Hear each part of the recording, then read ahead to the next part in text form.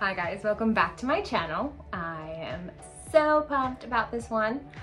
This is going to be all of my favorite enemies to lovers books that I have read that have that trope in there. It is my favorite trope of all time. If a book has enemies to lovers, most likely I'm going to love it. And I want to talk to you guys about my favorites. Okay, first up in my favorite enemies to lovers book is The Cruel Prince, which is the Folk of the Air series by Holly Black. This is one of my favorite fantasy series of all time.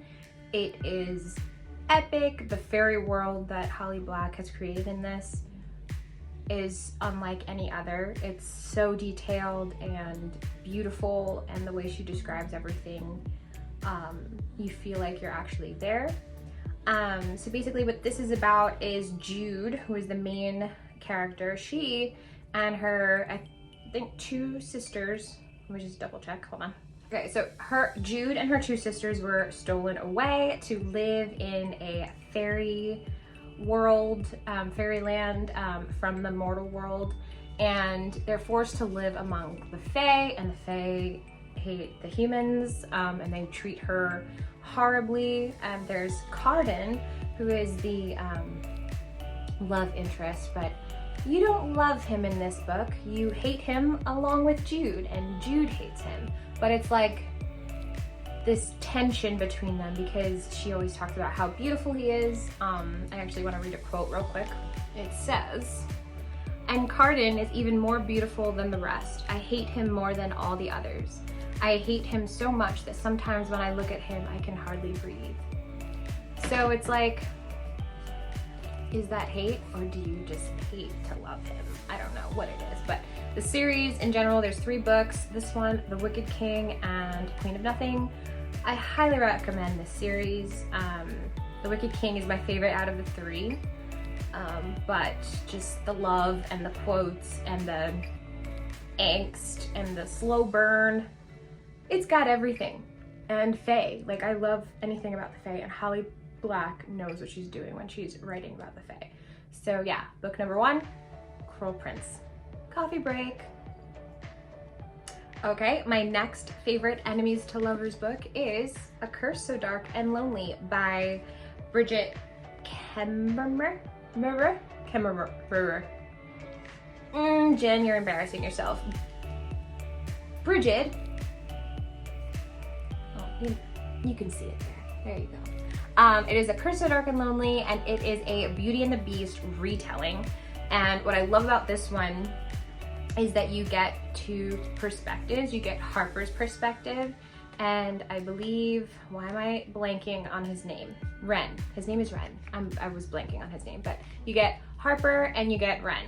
Okay, so in the land of Emberfall, there's Prince Ren, and he is cursed by a wicked enchantress because I guess he couldn't reciprocate his love towards this wicked witch. So she cursed him and made him, kind of like in Beauty and the Beast, turn into a beast every season. But the thing about this one is it's really A Curse So Dark and Lonely. The title's perfect because there's a lot of violence in here. When he becomes the beast, when he turns into the beast, he essentially destroys the castle, he destroys his family, he destroys the people in the village, and there's just a ton of violence. And I like the way that she wrote this, and how the modern world was, and how she was able to be dragged from it, and just the overall writing really captured me, and it brought me into this world. And I love the dynamic between her, Ren, and there's another guy named Gray, I believe. I'm like forgetting, I think it's Gray. Yeah, so there's another character in here, a male character named Gray, who is the guard to Ren in the castle. I just loved how everything unfolded. This is a true enemies to lovers type of thing, but it's also kind of like a love triangle too. Yeah, I was rooting for like Gray at one point, but throughout this book you really learn to like love Ren, and I really enjoyed this book.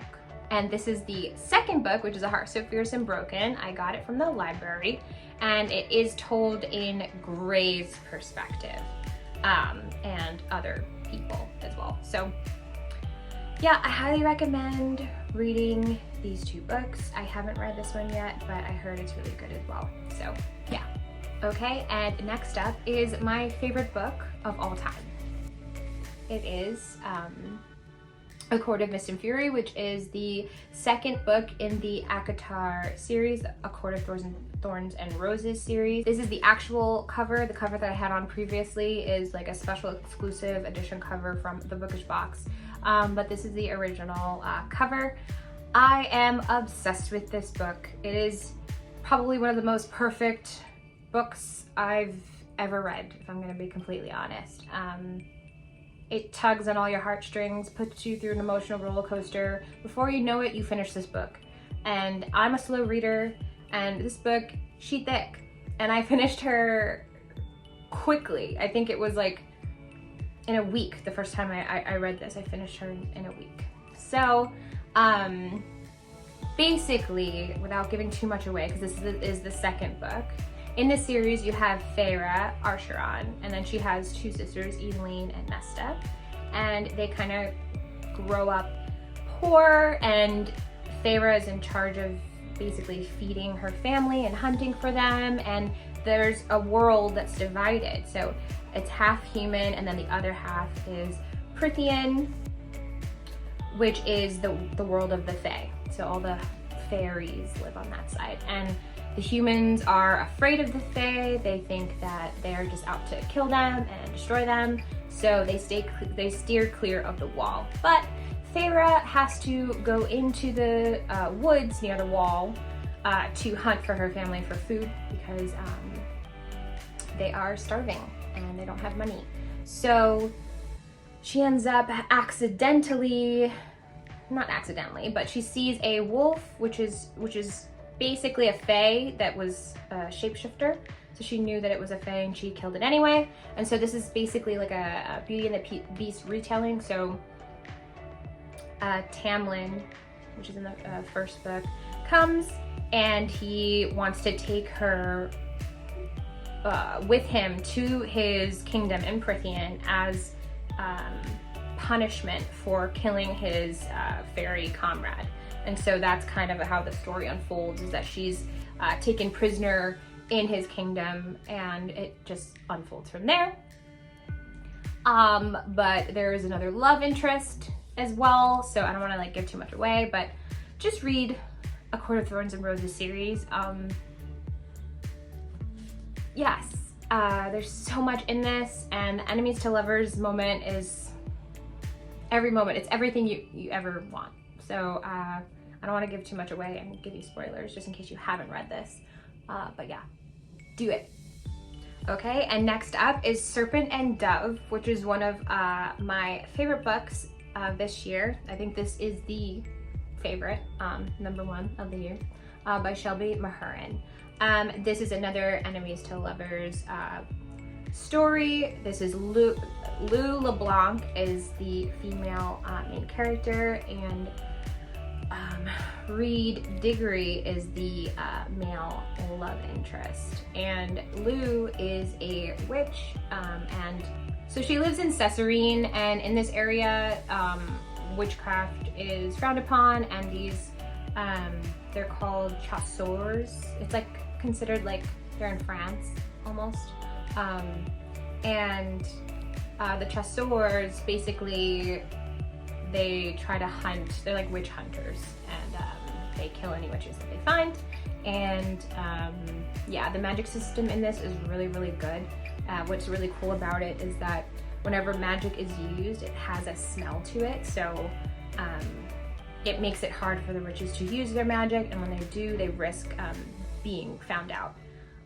And the chasseurs are out to get them. It's basically a war between the witches and the church, but what I love about this story is that it kind of showed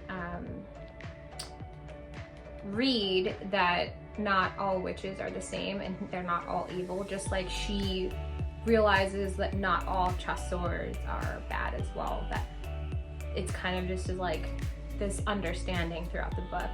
But I love the banter in here and the wittiness, and Lou is just so sarcastic and funny and like a strong female character, and Reed is tall and handsome, and he's a redhead, kind of like Jamie Fraser from Outlander, which is what Shelby Mahurin said she had inspiration from, was for Reed was Jamie Fraser. This book was a wild ride. I highly recommend the audiobook as well. This was really, really good. It was a quick read for me. I finished this really quickly, and Blood and Honey comes out September 1st. So definitely read this ASAP and then pick up Blood and Honey on September 1st. But yeah, the Enemies to Lovers done right. It has everything. Like, this book is everything. And yeah. Okay, and next up, I don't have a physical book, but I'll try to put it on the screen somewhere here. But it is the Unhiding Mooners by Christina Lauren. This book is my first Christina Lauren that I've ever read. I usually read fantasy, and so this was my first contemporary romance read. And Christina Lauren, they know what they're doing. Like, this romance is so good, so funny. The Enemies to Lovers is done perfectly, and I was laughing out loud while reading it, and that doesn't happen often. So it was just like a fun, easy read, and it was short. And yeah, and I apologize if you can hear my daughter in the background. I'm trying to film this, but you know, mom life is hard.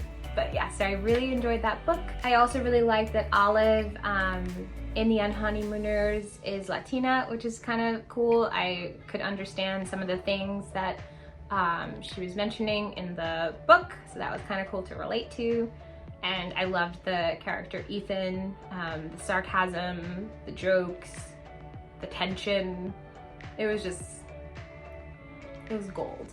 So I highly recommend that one. Okay, and last but not least is The Simple Wild by K.A. Tucker. I don't have the physical book on me. I read it on my Kindle, but this book was a 5-star read for me. It was an Enemies to Lovers, obviously, that's why it's in this video. I don't know why I keep saying it's an Enemies to Lovers, because everything in this video.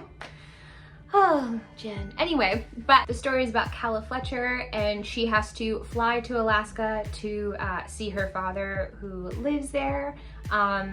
It turns out that he has an illness that she finds out about, and she has to go there, and she wants to, you know, see him and catch up.